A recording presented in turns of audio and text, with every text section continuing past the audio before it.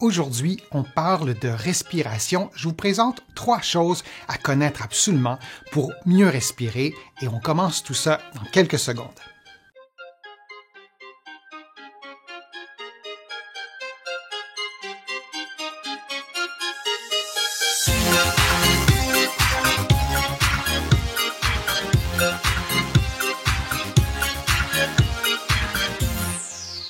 Je suis Denis Fortier. Si vous êtes nouveau ici sur ma chaîne YouTube, je vous conseille de vous abonner en cliquant sur le coin inférieur droit de l'écran. Je vous invite aussi à activer les notifications pour être informé de mes nouvelles vidéos et je vous invite aussi à vous abonner gratuitement à mon infolettre en visitant mon site web, le www.denisfortier.ca. Maintenant, la respiration, c'est l'activité, c'est la chose qu'on fait le plus souvent dans une journée. On respire 20 000 fois par jour, c'est énorme et c'est un sujet qui me passionne au point d'avoir écrit un livre, Va prendre l'air, tout sur le pouvoir exceptionnel de la respiration.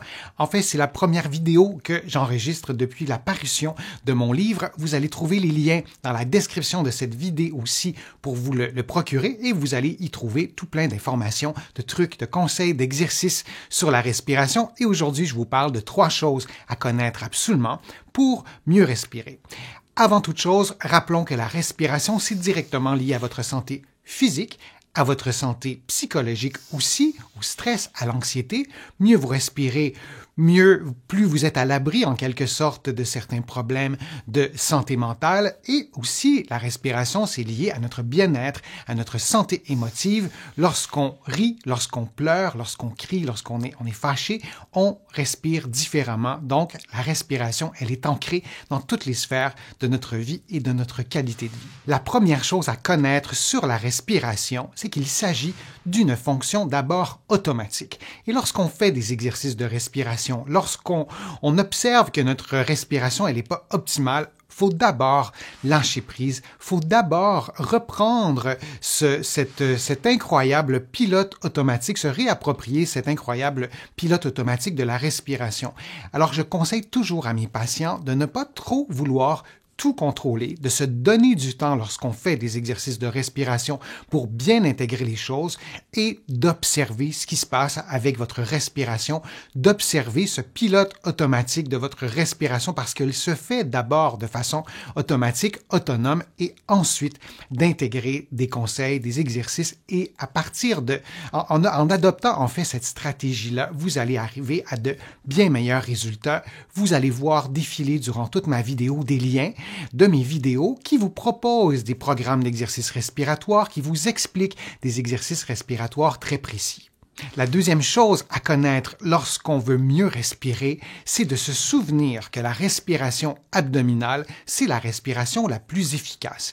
Vos poumons sont bien sûr à l'intérieur de votre cage thoracique, mais les poumons ne sont pas dans le haut de la cage thoracique. Les poumons ne sont pas dans les épaules, évidemment. Et lorsqu'on est stressé, lorsqu'on est anxieux, lorsqu'on a mal aussi, lorsqu'on souffre, les personnes qui ont de la douleur chronique, par exemple, vont utiliser la partie supérieure de la cage thoracique. On va avoir tendance par exemple, à avancer la tête, à arrondir les épaules et surutiliser la région supérieure de la cage thoracique, les petits muscles du cou, qui sont, en somme, plutôt inefficaces pour nous aider à mieux respirer. Alors, c'est vrai, d'avoir une respiration abdominale est beaucoup plus efficace, beaucoup plus performant en ce qui concerne la respiration. Et le muscle qui est le plus bas, le muscle qui est situé à une région qui est extrêmement stratégique pour la respiration, c'est le diaphragme. Alors, on va souvent parler de respiration diaphragmatique ou respiration abdominale, c'est un peu la même chose.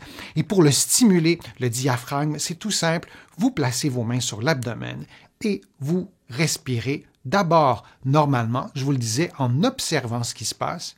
Et ensuite, vous essayez d'amplifier le mouvement de l'abdomen, d'amplifier ce gonflement du ventre qui est un indicateur d'un changement de pression dans l'abdomen sous le ventre parce que les poumons auront pris de l'amplitude, parce que les poumons se seront remplis d'air. Et ce jeu de pression fait en sorte que l'abdomen va gonfler. Alors, c'est vraiment un indicateur qui nous permet de voir qu'il y a bel et bien une respiration abdominale. Alors, stimuler, encourager cette respiration par le ventre parce qu'elle mobilise de façon beaucoup plus efficace vos poumons et elle facilite la respiration, l'oxygénation et les échanges entre l'oxygène et le gaz carbonique.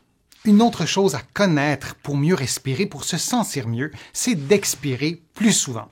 Sachez que l'expiration normale ne se fait pas à l'aide de muscles. On expire par le simple fait d'arrêter d'inspirer. Les forces qui sont à l'intérieur de la cage thoracique font en sorte que l'air sort de nos poumons.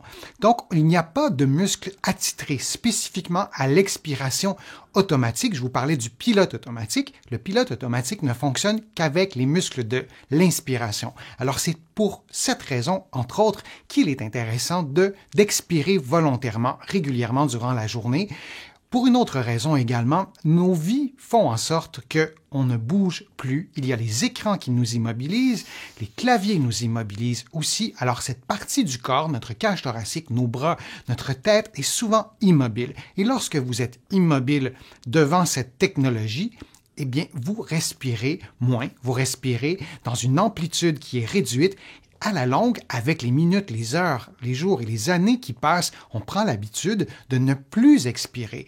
Or, si vous allez marcher à l'extérieur, et mon livre s'intitule « Va prendre l'air », ce n'est pas anodin parce qu'à l'extérieur, on respire davantage et on expire davantage. Notre regard est stimulé, nos sens sont stimulés et on va expirer beaucoup plus fréquemment, volontairement. Or, à l'intérieur, tout nous incite à ne pas expirer et à réduire l'amplitude respiratoire. Et lorsque vous expirez profondément, ce qui suit l'expiration profonde, c'est une inspiration profonde. Et là, il y a des bienfaits pour votre respiration, pour vos tensions musculaires, pour votre bien-être général. Alors, expirez plus souvent. Certains de mes patients utilisent même des rappels sur leur téléphone intelligent, par exemple, pour leur rappeler quelques fois par jour d'expirer profondément. Et lorsqu'on a pris l'habitude, on peut arrêter ces rappels automatiques et on aura pris l'habitude d'expirer plus souvent. Et je vous garantis que ça a vraiment des bienfaits énormes sur votre santé physique, mentale et sur votre sentiment de bien-être. Je vais vous présenter bientôt de nouvelles vidéos sur la respiration qui, j'espère, vous intéresseront, des conseils, des exercices très précis pour vous aider à mieux respirer, à prendre soin de votre santé physique, de votre santé mentale et de ce sentiment de bien-être qu'on a tant besoin. J'espère que ma vidéo vous a plu, j'espère que les conseils étaient clairs, précis. Si c'est le cas, je vous invite à la partager sur vos réseaux sociaux, à cliquer j'aime, à la commenter. Vous le savez, ça me donne de plus en plus de visibilité, ça m'aide aussi à vous produire de nouveaux contenus. Je vous invite à visiter mon site web, le www.denisfortier.ca. Vous allez trouver plein d'informations sur la respiration et bien d'autres choses. Vous êtes des milliers à le visiter chaque jour et ça me fait bien plaisir. Et en terminant, vous allez trouver beaucoup d'informations aussi dans mes livres qui sont disponibles partout au Canada, en librairie et sur le web. J'ai le privilège d'être publié un peu partout à travers le monde, notamment en France. Là aussi, vous allez trouver mes livres en librairie et sur le web. Je suis Denis Fortier. Je vous remercie beaucoup. À bientôt.